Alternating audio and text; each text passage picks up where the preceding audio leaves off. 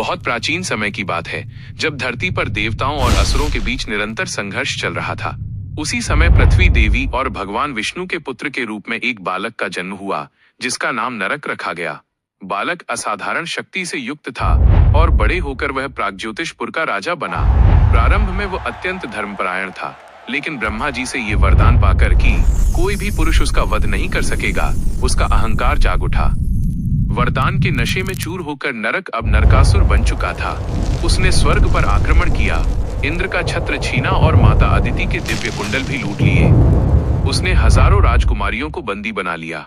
जब देवताओं की पुकार सुनकर भगवान श्री कृष्ण अपनी पत्नी सत्यभामा के साथ गरुड़ पर सवार होकर युद्ध के मैदान में पहुंचे तो भयंकर संग्राम छिड़ गया। चूंकि नरकासुर को किसी पुरुष द्वारा न मारे जाने का वरदान था, इसलिए माता सत्यभामा ने धनुष उठाकर अचूक बाण चलाया, जो सीधा नरकासुर के हृदय में जा लगा। मृत्यु के क्षणों में नरकासुर का अहंकार टूट गया और उसने प्रार्थना की कि उसकी मृत्यु का दिन अंधकार पर प्रकाश की विजय के रूप में मनाया जाए। भगवान ने उसकी प्रार्थना स्वीकार की और तब से नरक चतुर्दशी मनाई जाने लगी। श्री कृष्ण ने सभी बंदी कन्याओं को मुक्त कर उन्हें समाज में सम्मान दिलाया, जो नारी गरिमा की रक्षा का एक महान उदाहरण बना। नरकासुर की कथा से मिलने वाली शिक्षाएं। 1.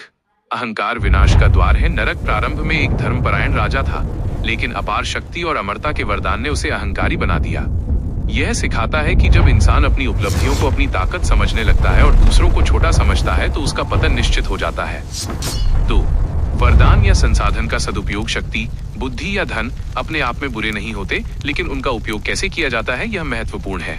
नरकासुर ने अपने वरदान का उपयोग अधर्म फैलाने के लिए किया, जिससे वो वरदान ही उसके लिए अभिशाप बन गया। 3. नारी शक्ति का सम्मान और पराक्रम। यह कहानी विशेष रूप से नारी शक्ति को रेखांकित करती है। जब नरकासुर को लगा कि उसे कोई पुरुष नहीं मार सकता, तब माता सत्यभामा ने उसका वध किया। यह संदेश देता है कि स्त्री अबला नहीं, बल्कि आवश्यकता पड़ने पर बुराई का अंत करने वाली साक्षात शक्ति है। 4. अधर्म का अंत निश्चित है, चाहे बुराई कितनी भी शक्तिशाली क्यों न हो, वो सत्य और धर्म के सामने कभी टिक नहीं सकती। भगवान श्री कृष्ण का हस्तक्षेप यह दर्शाता है कि ईश्वर हमेशा धर्म की रक्षा के लिए तत्पर रहते हैं। 5. क्षमा और पश्चाताप का महत्व। अंत समय में जब नरकासुर को अपनी गलती का एहसास हुआ तो उसने माफी मांगी।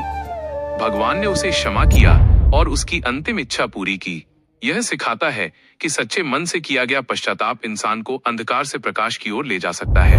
हमारा उद्देश्य केवल धर्म का प्रचार करना है। वीडियो बनाने में यदि कोई त्रुटि रह गई हो तो कृपया हमें क्षमा करें।